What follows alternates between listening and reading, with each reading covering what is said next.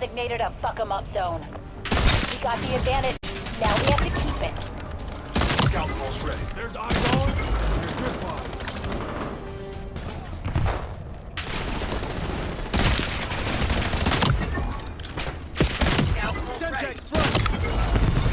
Heading into the last few days of the Black Ops 7 beta, we now have the open beta. They've increased the level cap to 30, they've added a new map, they've added Search and Destroy. I can't lie, I'm not going to be checking out Search and Destroy just because that's not really my thing. But I'm very interested to see how it plays now that it's got the more casual player base. Hardpoint locked down. That should have been a triple. Hostile personnel have captured the hardpoint. This side of the map reminds me of Frequency from Black Ops 4. Hostiles have the hardpoint.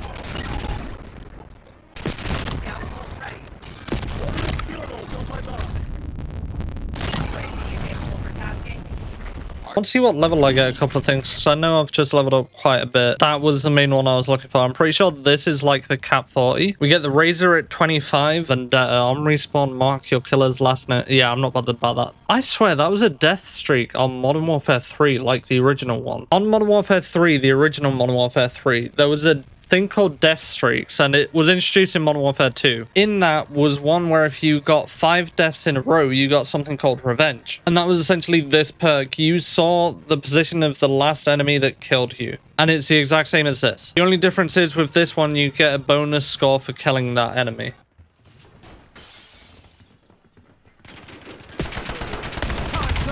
Oh my god, how do you do that?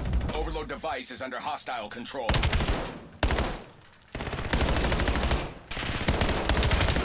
Oh my god, why is there so many people there? What the skill-based matchmaking mosh pit's like? Well, normal mosh pit. The difference between these two mosh pits are insane. Like, I can tell the difference between... Hardpoint located. Hostile personnel have captured the hardpoint. Scout pulse standing by. this. Hardpoint is active. Oh my god, you're terrible. We control the hardpoint. Oh my god, you're awful. Oh my god. Hardpoint identified. Enemy UAV detected. For zones, they have the overload device. We have the overload device.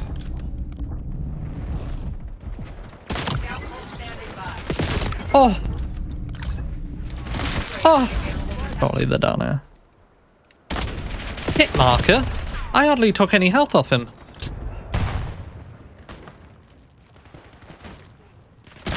Oh, I'm so sorry. I'm so sorry. I'm sorry. I'm sorry. A. Project John.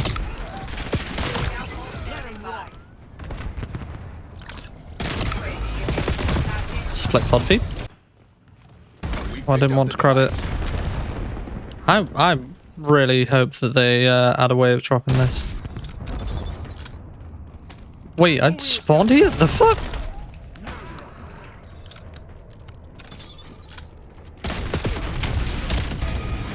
I found something annoying that I really hate. Go onto the scoreboard to look at the other people. You'll see when you pull up the scoreboard, it has the D-pad to go over to tac map and weapon stats. That means you actually can't go across to the other side of the scoreboard unless you go across and then back and then down.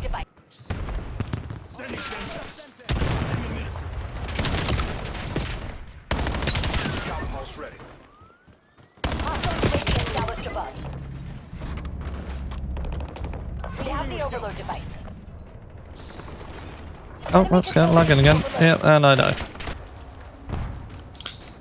Oh my god, I'd saved myself. A lot of people have complaints about the doors, which I feel like has been resolved in a way now. I think spawns still need adjusting, even in TDM and kill confirmed. The ones that make sense to me are domination, obviously. Overload, the spawns are fixed, and again, that kind of makes sense as to why as well. I actually don't have many complaints with this. There's a couple of things that I wish them to change. TTK kind of still needs a bit of adjusting, I think. Like, did that just go through the wall? Oh no, it's stuck to the wall. Okay. I feel like the submachine guns need tweaking a little bit. I think that's the only weapon class I would change. The Razor feels pointless to use, I can't lie. When you've got the... I can't remember the name of the other one. The Drevek. Hostile UAV established above. How did that not affect you at all? Might keep using the Razor just to see if I can get any attachments that make it better as I get a double kill with it. But that is literally the best I've done with it.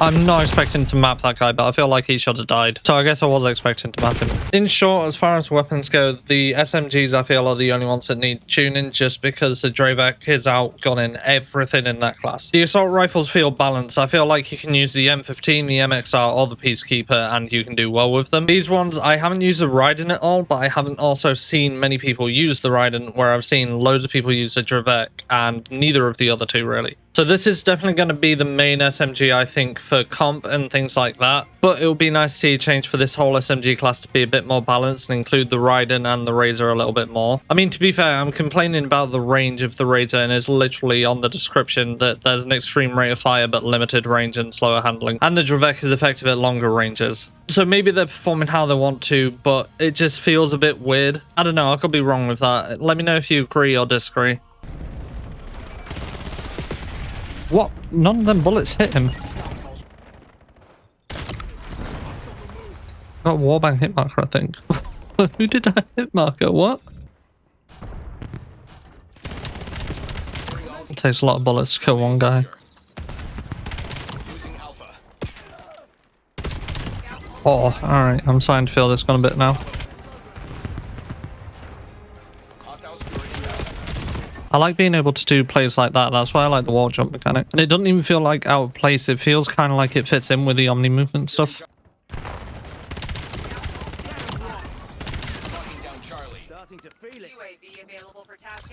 I saw the fourth runaway. They're all there again. Now that I've got a couple more attachments for this, it feels a bit better, but I still think there's a couple of attachments that need adding to make it great.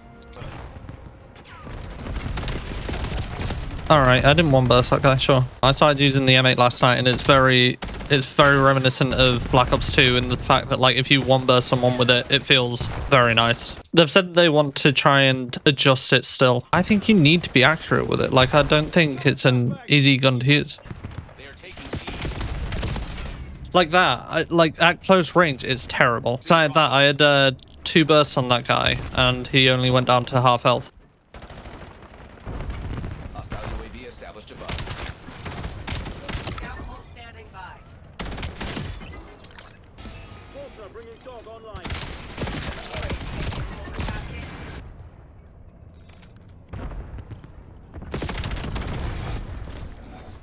I don't think I should have been able to one burst that guy. I've found with Overload that if you can find one like side to go on, everyone spawns the other side so there's no one actually defending that side. I've already said this, but I don't think much needs changing for the guns. Assault rifles were in a good place. I've already mentioned some machine guns I think need strengthening a little bit, especially the Razor and the Raiden. Shotguns I did actually use for a bit. This one is a little bit weird, so you have to charge it up. You don't have to, but you can do, and I think it increases the range. I could be wrong. The M8 is incredible. I've already talked about this during one of the games that you would have just seen. The VSR is incredible for a sniper. I don't think anything needs changing. However, the RThree does need changing because my god, this feels unusable as all hell. And when I do use it, it feels like I am torturing myself. And I can't lie, just because it's the Cap 40 from Black Ops 2, I want them to bring this mag size down to 15. I just want them to do that just for kind of like continuity's sake. But I'm happy with it being at 20. Launcher I haven't used, but from what I've seen, getting camos for this is going to be stress, which leads us perfectly into the kill streaks. A lot of these streaks have a form of overclock where they have this version of armor plating, where it's improved durability against enemy attacks. The only thing with that is I've just watched someone take down a helicopter and it took 9 rockets to take it down. Don't get me wrong, I'm not saying to nerf this at all. I'm just saying maybe reduce how much damage it needs needs, because I swear it's normally 3. If I remember right, helicopters are normally 1 which sets off the flares, 1 that then hits the helicopter, and then 1 that takes the helicopter down. I think at most 6 would be enough. This reminds me a little bit of what we had in Advanced Warfare. If you didn't know this, on Advanced Warfare you used to be able to add mods to the streaks. The only difference is it would increase the cost, kind of like how this UAV is now a 5 kill streak or 500 points. The only difference is there used to be loads that you could pick from, and you would be able to pick multiple, but it would increase the amount of kills or score you need to get that score streak. For example, I think by default the UAV was 300 points. I could be wrong with that, but if you added say 3 perks to it, it could go up to almost 900, so you'd have to get 9 kills to get that UAV. Obviously, I'm not going to go through every score streak and every overclock for this. The only one I think needs to change in a way is the skewer. I think it needs to be clearer when it's targeting you. I also think the time should be extended so that you can hear it and have time to move out of the way of it. There's not really a counter other than cold-blooded, and there's also never really a warning that you're getting targeted and about to be killed by it. This is also an incredible one. The skewer targets higher priority enemies when possible. This means that it targets people that are at the top of the scoreboard, which is a little bit annoying if you're doing well. Don't get me wrong, I completely understand why, but that's just personal opinion. I only have a problem with one of the field upgrades. Now don't get me wrong, I've seen plenty of suggestions about this. I've seen people say that it should be moved to a score streak. I've seen people say it should be removed completely. I don't think it should be able to do enough damage that 2 of the drones kill you without flak jacket. I would very much like it if this changed to a kind of like recon thing, kind of how it is now, but rather than the main priority being it exploding and damaging people by like 50 HP. Because again, if you don't have flak jacket on it, it only takes 2 of these to kill you. I think the drone should come out and go to the nearest target as it does currently, but I don't think it should be able to kill you in 2 hits. I think if they could do it where it was almost like a recon thing, it would work a bit better. And instead of it doing like 50 HP,